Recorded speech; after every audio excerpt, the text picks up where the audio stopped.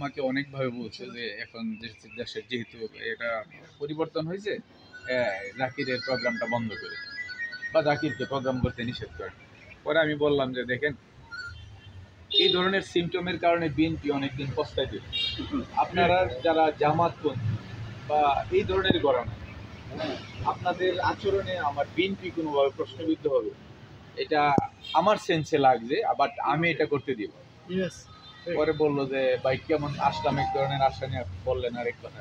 পরে আমি বললাম যে আপনারা আপনাদের দিনের কাজ করেন, ওনারা ওনাদের লাইনের কাজ করতেছে, যার যার অবস্থান। একজনকে বাধা দিবেন কেন? বাধা দেওয়ার এই ধরনের দায়িত্ব তো হুজুর পাক সাল্লাল্লাহু আলাইহি ওয়াসাল্লাম, আমরা ইসলাম করি, কেউ হিন্দু, বৌদ্ধ, খ্রিস্টান, মুসলিম যাই বলে, কেউ তো বলে নাই যে কারো ধর্মে, কারো অনুসারী, কারো আদর্শ উদ্দেশ্যের উপরে মানে শক্তি প্রয়োগ করা, বাধা দেওয়া, এইটা করতে যাবেন কেন? পরে ওনারা দেখলাম যে আমার প্রতি একটু বিরাগ বাজনে, আমি মনে করলাম ওইটাই আমার সবচেয়ে বড় পাওয়া, যে বাধা দিল।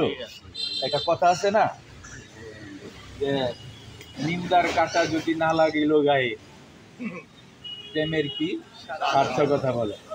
আপনি শত্রুরা উদ্ধার করতে গেলে আপনার অনেক বাধা আসবে। যেমন আমি আপনাদের সাথে আসি এবং একটা সময় যখন আমি আপনাদেরকে নিয়ে মার্চ করব, আমার বন্ধু বান্ধবী দেখবেন আমার কাছ থেকে আলাদা হয়ে যাবে।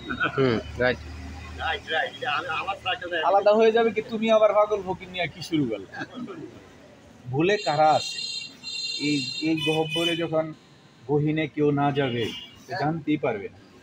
আমি রাত কি রাত কাঁদছি।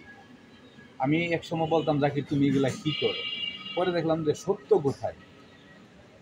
আমি রিসার্চ করার পরে, আমি বই পড়ার পরে সারা রাত্র কাঁদছি, বই পড়ছি। আমি হুজুরার বই পড়ছি, বিভিন্ন মাওলানাদের বই পড়ছি, বিভিন্ন ধরনের তরিকার বই পড়ছি। পড়ার পরে আমার মনে হইল যে সত্য তো এদিকে, আমি কোথায় আছি? হেরা এক কানা, আমি তো আরেক কানা।